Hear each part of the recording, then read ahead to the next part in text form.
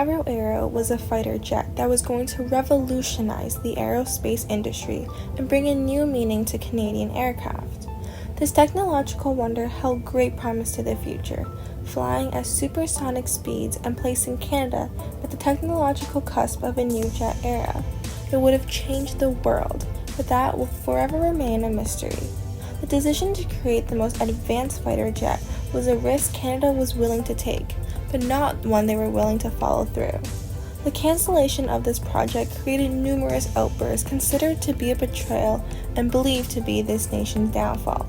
And it leaves the everlasting controversial question of was it the right decision? The Avro Arrow.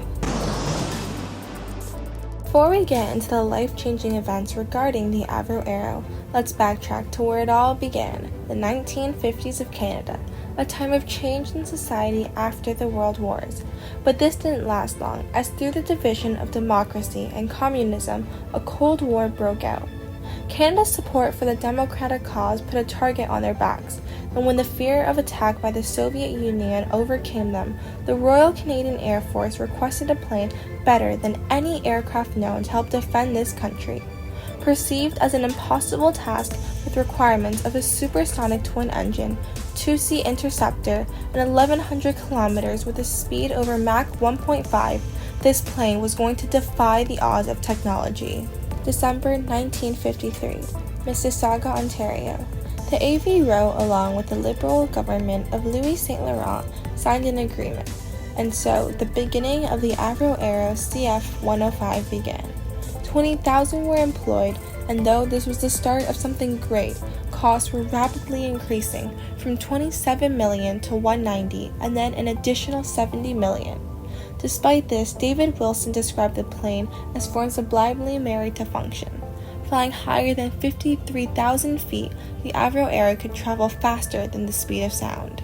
The year of 1957.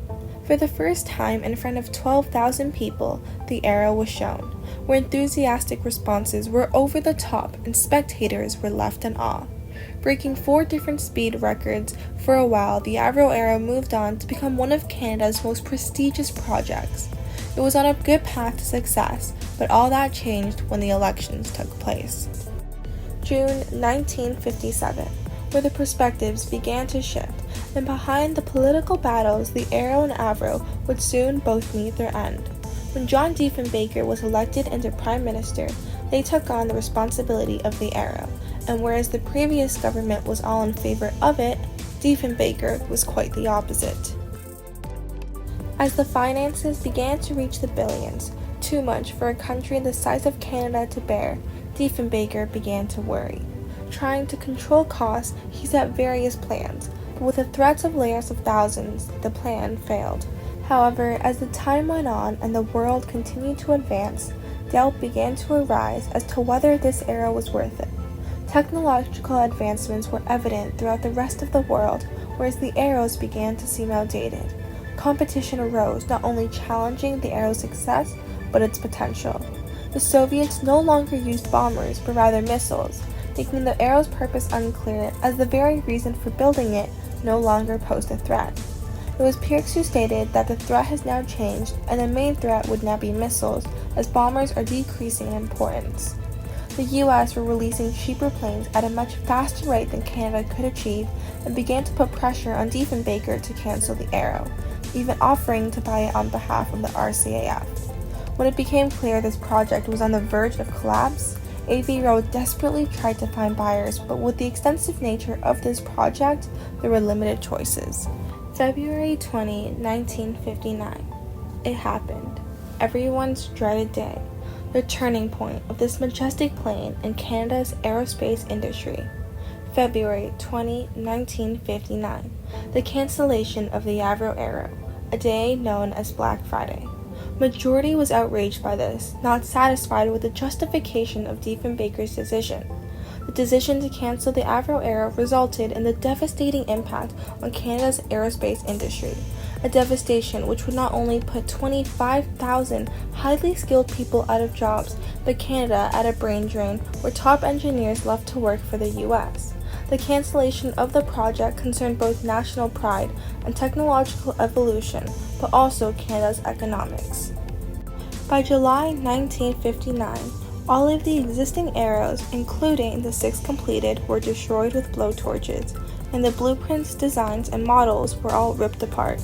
This decision put the nation at odds, as Walt Diefenbaker continues to defend his decision, taking full responsibility for what he claimed was an unpleasant but necessary action, stating, "It was a beautiful aircraft, but I had to make, in the finality, that decision. I knew that a great industry that had been established would be weakened, but it was right to end it." While on the other hand, the Avro company and general public was enraged by this cruel, short-sighted decision. The aftermath. After the cancellation of the Avro Arrow, the Avro company dissolved, and the government purchased Voodoo jets and a Beaumark program, but ultimately withdrew from these forces and shut down the system. In the end, both these purchases amounted to more for the cost of the Avro Arrow. Today, 2022, the myth and conspiracy revolving around the Avro Arrow continues still to this day, and many historians continue their hope searching for the destroyed pieces. The Avro Arrow was no doubt a technological achievement and represented a time when Canada stood up and did it their own way. And despite the so-called fail, Canada now has the 5th largest aerospace industry. Now, more than a half a century later, following the cancellation of the Avro Arrow, the legacy continues and the question still remains of, was it the right move?